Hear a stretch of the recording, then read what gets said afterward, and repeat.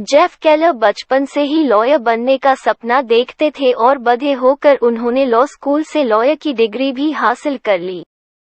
सब कुछ उनके प्लान के हिसाब से हो रहा था, इसलिए उन्होंने शादी भी कर ली। जेफ को लग रहा था कि वो एक सफल जिंदगी जी रहे हैं, लेकिन लॉ करियर के कुछ साल बाद उन्हें ये पता लगा कि ये काम इतना भी अच्छा नहीं है जितना उन्होंने सोचा था। वो अपने जिंदगी से परेशान रहने लगे, उन्हें अपनी जिंदगी मीनिंगलेस लगने लगी थी और वो डिप्रेस रहने लगे, जिससे 25 साल के उम्र में वो डिप्रेशन की वजह से वो 40 के दिखने लगे थे। और जब उनकी उम्र 30 साल की हुई तो उन्हें लगा कि मेरी जिंदगी में इस न खत्म होने वाली परेशानी और उदासी के अलावा कुछ तो होगा। एक रात जब जेफ को नींद नहीं आ रही थी तो तभी उन्होंने टीवी पर एक ऐड देखा। ऐड एक इंफॉर्मेशन प्रोडक्ट का था जिसका नाम था मेंटल बैंक, जिसकी मदद से कोई भी इंसान अपने लाइफ बदल सकता था। ये प्रोग्राम सबकॉन्शियस बिलीफ के बारे में था। जैसे ही जेफ ने टीवी पर ये विज्ञापन देखा, उन्हें लगा अब बस यही है जो उनकी मदद कर सकता है और उन्होंने तुरंत अपना क्रेडिट कार्ड निकाला और ये प्रोग्राम ऑर्डर कर दिया। कुछ दिन बाद जब इस प्रोडक्ट की सीडी आई तो जेफ ने बड़े ही लगन से उनकी बातों को सीखा, जिससे उन्हें बहुत ही पावरफुल बातें पता चला, जिन बातों ने सच में उनमें बहुत से बदलाव लाए। इसके बाद जेफ ने कभी पीछे मुड़कर नहीं देखा। उन्होंने बहुत सारी मोटिवेशनल किताबें पढ़ डाली। जेफ ने जैसे ही एक नेगेटिव एटीट्यूड को छोड़ के एक पॉजिटिव एटीट्यूड अपनाया, उन्हें अपनी जिंदगी में चौंका देने वाले परिणाम दिखने लगे। अब जेफ लॉयर के साथ साथ मोटिवेशनल स्पीच भी देने लगे और 1992 में उन्होंने अपनी लॉयर की जॉब छोड़ के पूरे टाइम मोटिवेशनल स्पीकर का काम शुरू कर दिया, जिसमें उन्हें काफी ज्यादा सफलता मिली। और इसके बाद जेफ को कभी अपना काम जैसा नहीं लगा। वो जब भी अपनी स्पीच की तैयारी करते या कोई मोटिवेशनल लेख लिखते तो उन्हें ऐसा लगता कि वो यही करने के लिए बने हैं। जेफ की जिंदगी में इतना बड़ा बदलाव कभी नहीं आता अगर वो एटीट्यूड इज एवरीथिंग को नहीं समझते। इस किताब को लिखने से पहले जेफ ने सक्सेस और ह्यूमन बिहेवियर पर 20 साल रिसर्च की है। इस दौरान उन्होंने सैकड़ों किताबें पढ़ डाली कि क्यों कुछ लोगों को सफलता मिल जाती है और क्यों कुछ सोचने में ही अपनी जिंदगी बर्बाद कर देते हैं। घर के बाहर कितनी भी अच्छी सीनरी हो, अगर घर का विंडो गंदा हो तो आपको अच्छा नज़ारा भी बुरा ही दिखेगा। हर कोई अपने आसपास के लोगों को एक विंडो से यानी कि अपने एटीट्यूड से देखता है। अगर वो विंडो गंदा हो तो दुनिया उसे गंदी दिखती है, और अगर विंडो साफ हो तो उसे दुनिया भी साफ और अच्छी लगेगी। इसलिए ये जरूरी है कि हम अपने विंडोज को एकदम साफ रखें। आइए इसे एक एग्जाम्पल से समझते हैं। एक बच्चा जब भी चलना सीखता है और वो गिर जाता है तब वो क्या करता है? मैं आपको बताता हूँ कि वो क्या नहीं करता। वो कारपेट या जमीन को दोष नहीं देता। वो अपने माँ बाप की ओर उंगली नहीं उठाता कि उन्होंने उसे गलत रास्ता दिखाया है। वो बच्चा हार नहीं मानता। वो मुस्कुराता है और फिर से खड़ा होता है, और वो तब तक ऐसा करता है जब तक वो चलना न सीख जाए। उसकी मेंटल विंडो बिल्कुल साफ होती है। उसे लगता है जैसे कुछ भी नामुमकिन नहीं, लेकिन जैसा हम सभी जानते हैं, एक ऐसा टाइम भी आता है जब जिंदगी हम पर गंदगी डालना शुरू कर देती है।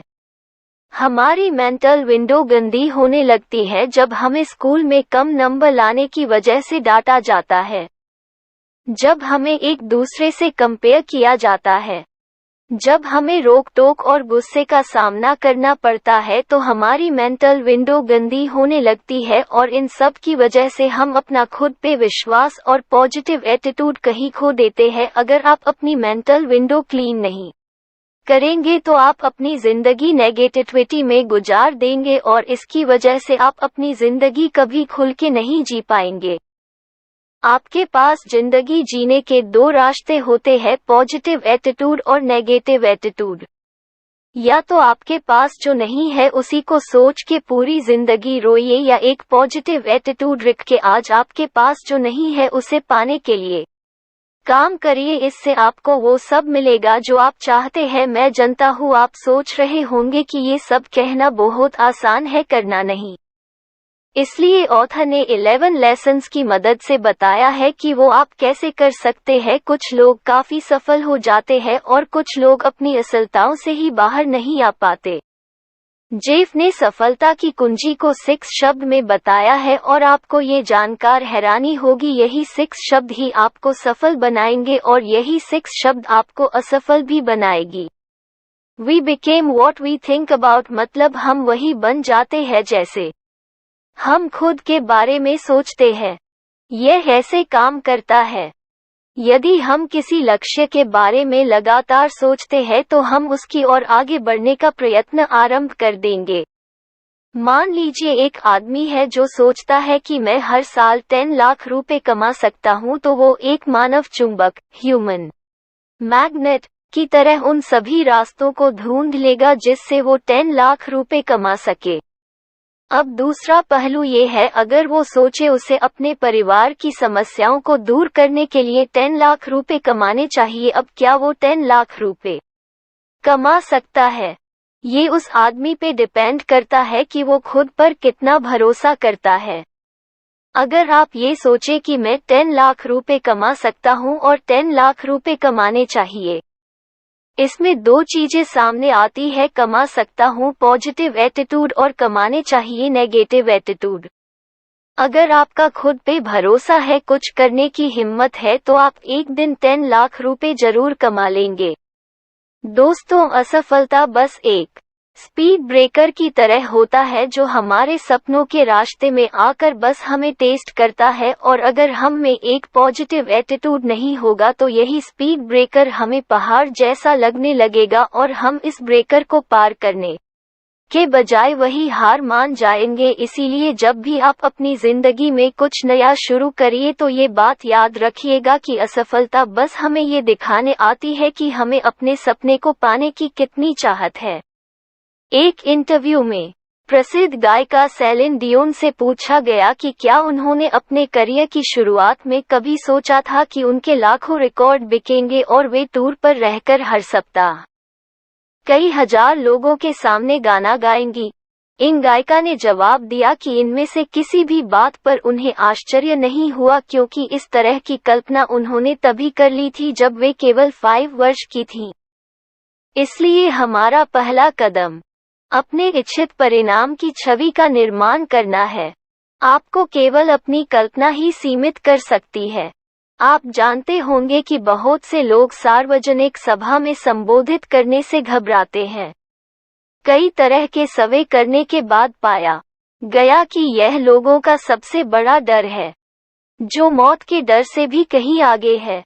आइए देखें कि जब लोगों से भाषण देने के बारे में सिर्फ सोचने भर के लिए भी कहा जाए, तो उनके मन में किस तरह के चित्र उभरने लगते हैं। वे स्वयं को श्रोताओं के सामने घबराए हुए खड़ा देखते हैं। शायद वे जो कहना चाहते हैं उसे याद करने में कठिनाई का अनुभव करते हैं। यदि अपने मानस पटल पर आप इन छवियों को बार बार दोहराएं, तो यकीन माने कि आप एक वक्ता के रूप में कोई खास सफलता हासिल नहीं कर पाएंगे।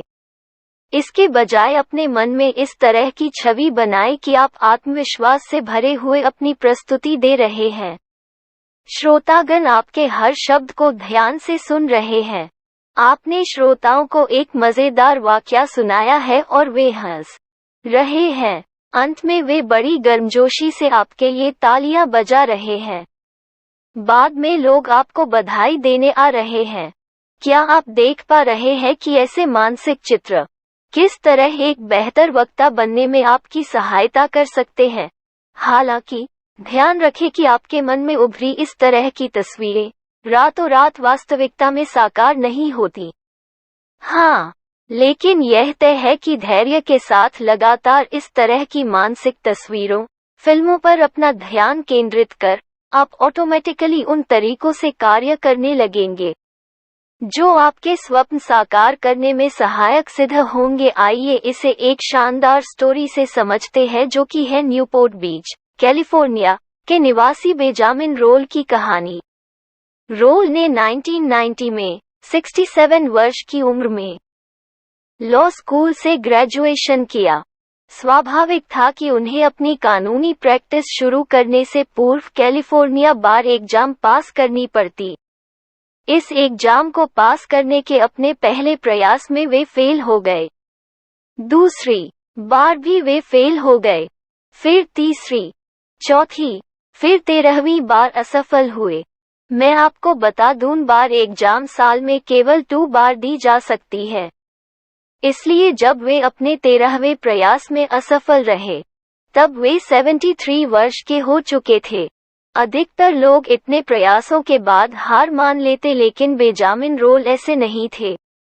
उन्होंने 14वीं बार एग्जाम दिया और इस बार पास हो गए। 1997 में 74 वर्ष की उम्र में उन्हें कैलिफोर्निया राज्य में कानूनी प्रैक्टिस करने की अनुमति मिल गई। तो ये है वे व्यक्ति जो कमिटेड थे और किसी भी कीमत पर अपने लक्ष्य की प्राप्त करना चाहते थे। क्या इस कहानी से आप समझे कि एटीट्यूड का कितना महत्व है? अधिकतर लोग 60 साल की उम्र के बाद लॉ स्कूल में जाने की सोचते भी नहीं। और ये ऐसे व्यक्ति हैं जिन्होंने न केवल 67 वर्ष की उम्र में लॉ स्कूल में प्रवेश लिया, बल्कि ग्रेजुएशन के बाद बार एग्जाम पास करने के लिए 6 वर्ष तक डटे रहे। बेंजामिन रोल की कहानी इस बात का एक और पुख्ता सबूत है कि एटीट्यूड इज एवरीथिंग। अब चूंकि आप प्रतिबद्धता की शक्ति के बारे में जान चुके हैं, इस सिद्धांत को अमल में लाने का समय आ गया है। तो आगे बढ़ें। एक ऐसा लक्ष्य चुनें जिसे प्राप्त करने की तीव्र इच्छा आपके मन में हो। इस बात के लिए प्रतिबद्ध हो जाएं कि चाहे जो भी हो, आप अपना लक्ष्य हासिल करके ही रहेंगे। आगे बढ़ें एवं अपने मार्ग में आने वाले सभी अवसरों पर ध्यान केंद्रित करने एवं उनका लाभ उठाने के लिए तैयार हो जाएं। अपने लक्ष्य की प्राप्ति के लिए दृढ़ निश्चय के साथ कार्य करते रहें और सफलता प्राप्त करने के लिए तैयार रहें। आइए इसे एक एग्जाम्पल से समझते हैं। डेव ब्रूनो एक चिकित्सा उपकरण बनाने वाली कंपनी में नेशनल सेल्स मैनेजर के रूप में काम करते थे। सब ठीक ठाक चल रहा था, लेकिन 1984 में ब्रूनो ने अपनी नौकरी गंवा दी। उसी बेरोजगारी की हालत में एक रात ब्रूनो घर जा रहे थे तो उनकी कार रोड से नीचे उतर गई और क्षतिग्रस्त हो गई। वे गंभीर रूप से घायल हो गए। उनके फेफड़े दब गए, पसलियां टूट गईं, दिल में घाव हो गया और लिवर फट गए। डॉक्टरों को भी पता नहीं था कि वे जीवित रह पाएंगे या नहीं। ब्रूनो ने भी यही सोचा था कि वे मर जाएंगे। 3 दिनों तक लाइफ सपोर्ट सिस्टम पर जिंदगी और मौत के बीच झूलने के बाद वे चमत्कारिक रूप से बच गए। ब्रूनो को ऐसा महसूस हुआ जैसे उन्हें दूसरा चांस दे दिया गया हो। हॉस्पिटल में रिकवरी के दौरान उन्होंने अपने फ्यूचर के बारे में सोचना शुरू कर दिया। उनके मन में कुछ कौन था और वे समझ गए कि आगे क्या करना है। वे एक ऐसा व्यवसाय शुरू करेंगे जिसके द्वारा मोटिवेशनल कोट्स को अन्य लोगों के साथ साझा किया जा सके, ताकि वे भी इनसे प्रेरित हो सके। लेकिन उन्हें पता नहीं था कि वे ये सब कैसे करेंगे। हॉस्पिटल से घर आने के बाद एक और बुरा समाचार उनका इंतजार कर रहा था। उनके भारी मेडिकल बिलों एवं उनके काम करने की असमर्थता के कारण उन्हें अपना दिवालियापन घोषित करना पड़ा। उन्होंने अपना घर खो दिया और वे अपने परिवार सहित एक छोटे से अपार्टमेंट में रहने लगे। अभी तक ब्रूनो ने अपने सपने का साथ नहीं छोड़ा था। एक दृढ़ निश्चय और पॉजिटिव एटीट्यूड के साथ वे फिर आगे बढ़े। अगले कुछ सालों में उन्होंने ऐसे जॉब किए जहां मार्केटिंग और प्रिंटिंग सीख सके। अपने इन कोर्स के प्रदर्शन के लिए वे किसी माध्यम की तलाश में थे। एक दिन बिजली की तरह एक विचार उनके दिमाग में कौन था, वे इन उद्धरणों को क्रेडिट कार्ड पर छाप सकते हैं।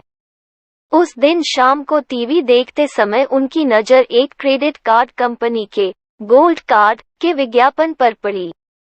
उन्होंने सोचा कि ये तो और भी बढ़िया है। वे उन कोटेशन को मेटलिक गोल्ड कार्ड पर प्रिंट करेंगे, जिससे लोग जहां चाहे वहां उन्हें अपने साथ ले जा सकेंगे।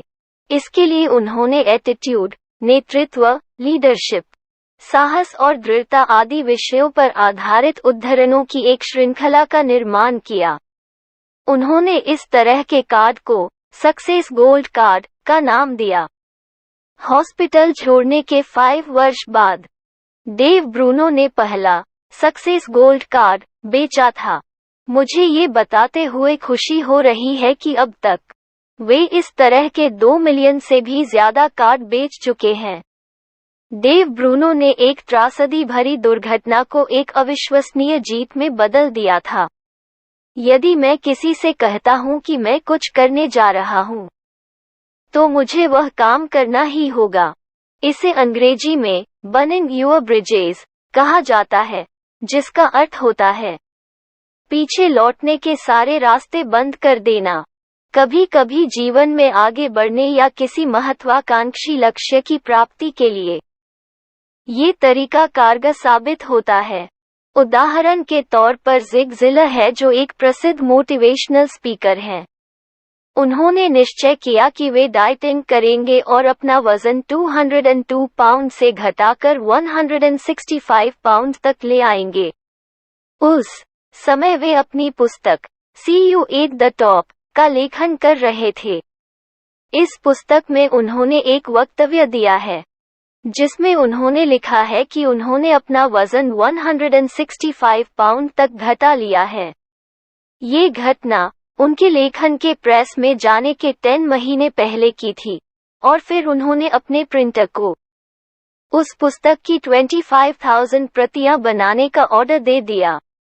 ध्यान रहे कि जब ज़िलर ने ये वक्तव्य दिया, वास्तव में उनका वजन 202 पाउंड था।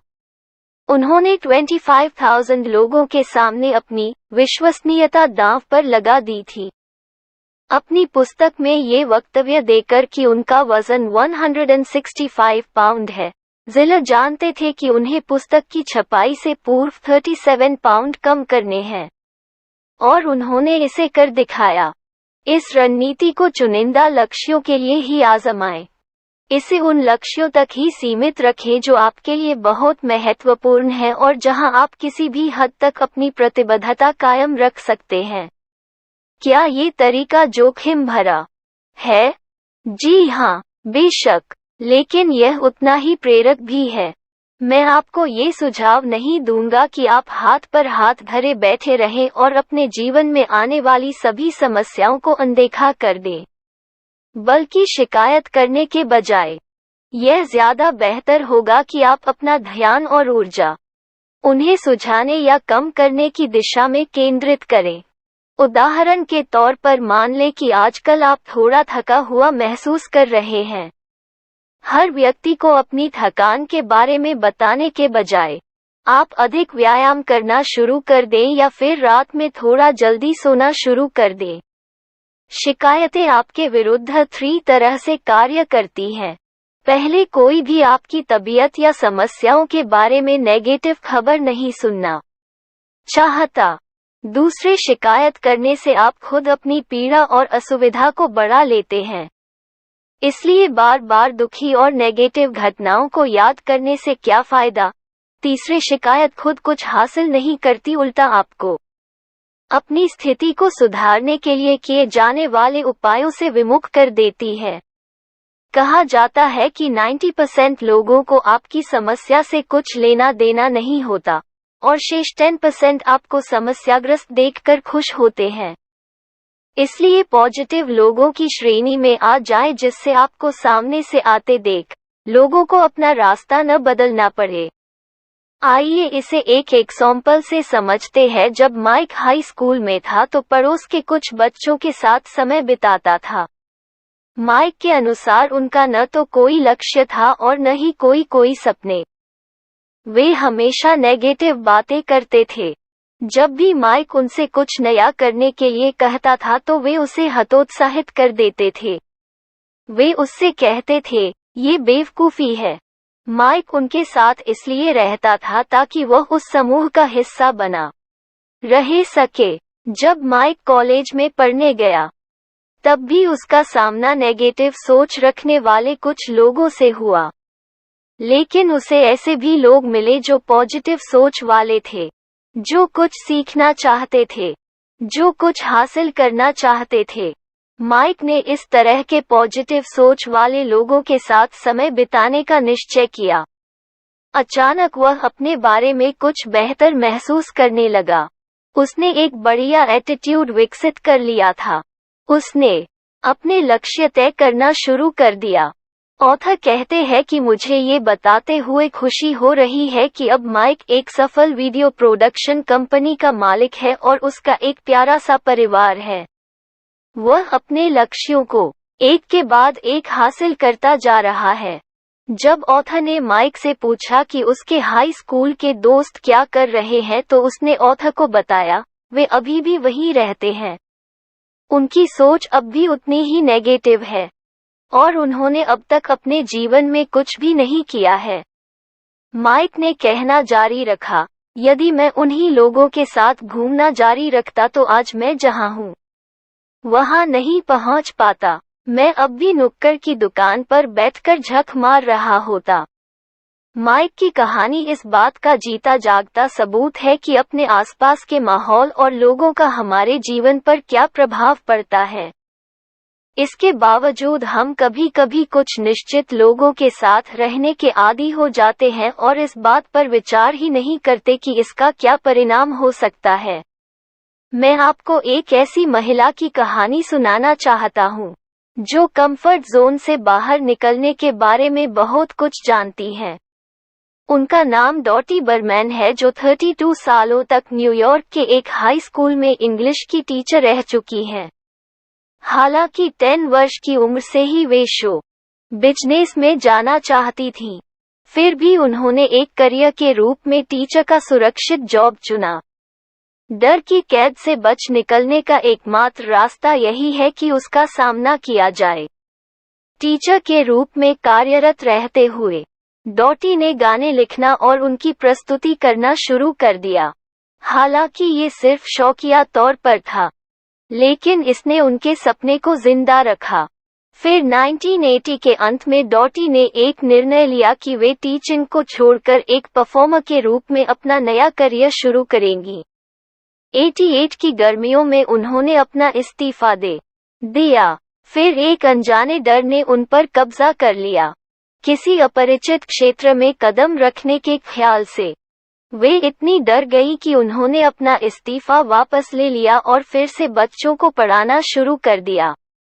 किंतु डॉटी के भीतर कुछ था जो उनके सपने को मरने नहीं दे रहा था। 6 महीने बाद यानी 1989 की जनवरी में उन्होंने अपने डर पर काबू पा लिया और रिटायर हो गई।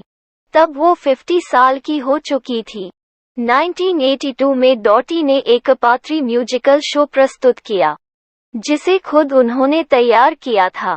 1998 में यानी अपनी उम्र के 60वें साल में उन्होंने अपनी बेहतरीन सीडी निकाली जिसका नाम था I am in love with the computer. उन्होंने न केवल न्यूयॉर्क सिटी के एक कैबरे में किए गए म्यूजिकल रिव्यू में, बल्कि देश भर के कई संस्थानों में इसे परफॉर्म किया था। इस तरह से डॉटी ने आपने अपने डर से मुकाबला किया और हमें अपने सपनों के पीछे भागने के लिए प्रेरित किया। दोस्तों, आप अपने डरों से मुकाबला करके ही आप अपनी क्षमता को विकसित कर सकते हैं तथा एक ऐसा सक्रिय एवं परिपूर्ण जीवन जी सकते हैं जिसके आप हकदार हैं। ऐसा फैसला करने पर आपको कभी पछतावा नहीं होगा। असफलता से विचलित न हो। मैं आपको ऐसे 2 लोगों की कहानी बताना चाहता हूं जिन्होंने प्रेरक कहानियों के संग्रह पर एक पुस्तक लिखी थी। उनका अनुमान था कि उसके लिए किसी प्रकाशक को ढूंढने में 3 माह का समय लगेगा। वे सबसे पहले जिस प्रकाशक के पास गए, उसने उनकी पुस्तक प्रकाशित करने से मना कर दिया। दूसरे प्रकाशक ने भी मना कर दिया। तीसरे प्रकाशक ने भी मना कर दिया। अगले 30 प्रकाशकों ने उन्हें मना कर दिया। आपको क्या लगता है कि अगले 3 सालों तक 33 बार ना सुनकर उन्होंने क्या किया होगा? उन्होंने अपनी पुस्तक 34वें प्रकाशक को दी। इस प्रकाशक ने उन्हें हाँ कर दी। इस तरह 33 बार असफलता का सामना करने के बाद जिस पुस्तक का विमोचन हुआ उसका नाम था chicken soup for the soul. Jack Canfield और मार्क विक्टर हेंसन द्वारा लिखित एवं संकलित इस पुस्तक ने सफलता के झंडे गाड़ दिए। अब तक chicken soup for the soul series की 100 मिलियन कॉपियां बिक चुकी हैं। ये सब इसलिए संभव हो पाया क्योंकि जब तक जैक कैनफील्ड और मार्क विक्टर हेंसन ने सफलता हासिल नहीं कर ली, बार बार असफल होने तथा अपना काम जारी रखने के अपने निश्चय पर अडिग रहे। वह क्या था जिसने जैक कैनफील्ड और मार्क विक्टर हेंसन को 33 असफलताओं के बाद भी अपने निश्चय पर टिकाए रखा? वह था उनका एटीट्यूड। यदि वे लोग नेगेटिव एटीट्यूड वाले होते तो अपने पहले दूसरे प्रयासों के बाद ही हार मान चुके होते और फिर उनके हाथ ये कुबेर का खजाना नहीं लगता। लेकिन उन्होंने बार बार असफलता हाथ लगने पर भी उत्साह के साथ अपना एटीट्यूड पॉजिटिव ही बनाए रखा। विजेता वे हैं जो जानते हैं कि जीवन में किसी बच्चे की तरह दौड़ना सीखने के पहले चलना जरूरी है और चलना सीखने के पहले रेंगना जरूरी है। इतना ही नहीं, हर नया लक्ष्य असफलता का एक नया समूह लेकर आता है। यह आप पर निर्भर करता है कि आप इस तरह की निराशा को अस्थायी रुकावट या चुनौती समझकर उसे मात देते हैं या फिर उसे अजेय समझकर उससे हार मान लेते हैं। यदि आप अपनी हर पराजय से सीखने का निश्चय कर लें और अपने अंतिम परिणाम पर ध्यान केंद्रित कर लें, तो असफलता अंततः आपको सफलता दिलवाकर ही रहेगी।